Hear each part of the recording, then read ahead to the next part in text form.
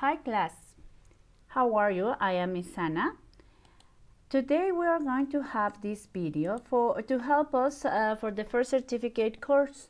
We are going to talk about some things that are necessary to have in mind when you present your first certificate exam, and this is going to be about speaking tips. Okay, let us start. When doing the first part of the Fce speaking test, you must really make an effort to answer concisely yet with a complete answer. Taking into account that the examiners are expecting you to produce language which is appropriate to a B2 level, upper intermediate, or above, you must show what you know. Okay? What is going to contain this examination? Okay, for number one, the description of Fce speaking test part 1 will last only 2 or 3 minutes. Okay, this is a short conversation with another student about what is your name, about where do you come from, some very informative questions. Okay, we have the number 2. Okay, we have here the types of questions that probably they will ask you.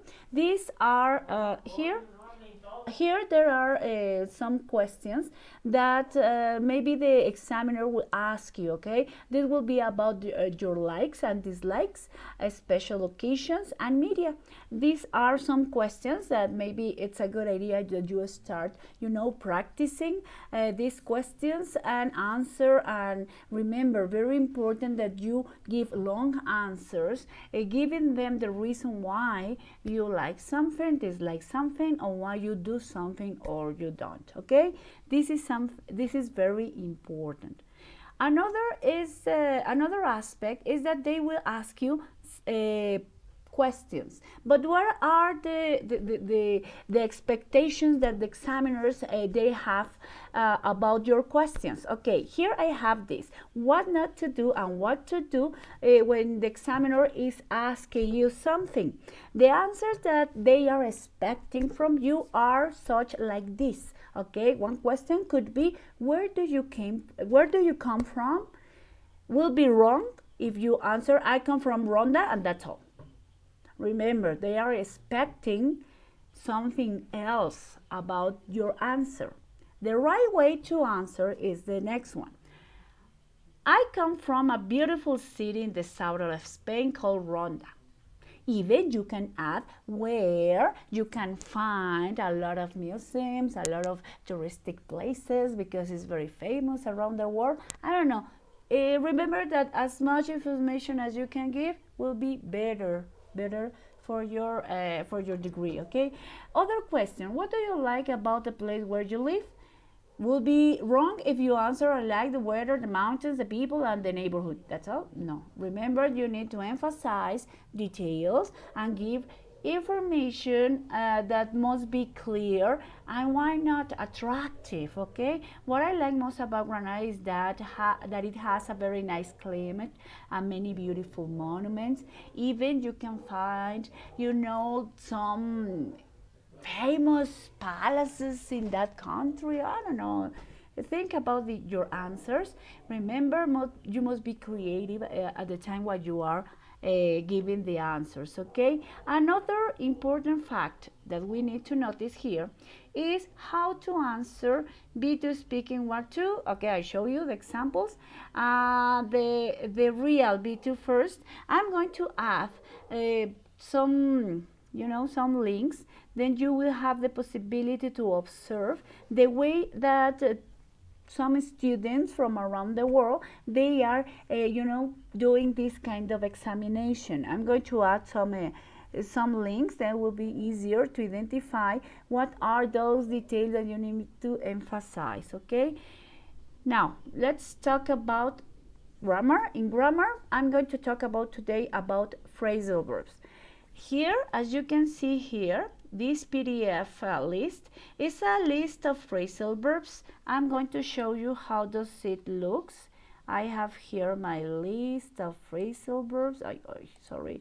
This is it. Okay, this is the list of phrasal verbs which are the most common for a B2 examination, okay?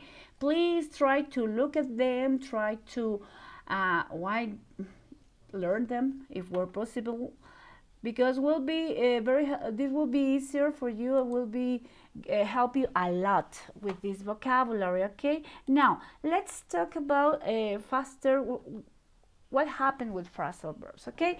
A phrasal verb, it's a verb that consists in two parts or maybe three, okay?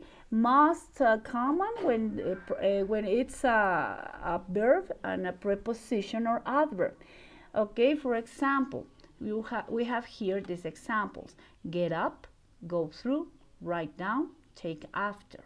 Even sometimes there are some phrasal verbs that consist in three elements: a verb, a preposition, or an adverb, or a preposition or an adverb. Here I have some examples: look forward to, put up with, sitting for, okay? Why phrasal verbs are important? Because it's very common when you are speaking to use phrasal verbs, because phrasal verb will give you an idiomatic expression, an idea about something. This is very common for speaking English. Even you will find it for writing English. We have two meanings when we are using phrasal verbs. The first meaning that we are going to talk about is the literal meaning. Some phrasal verbs have a literal meaning.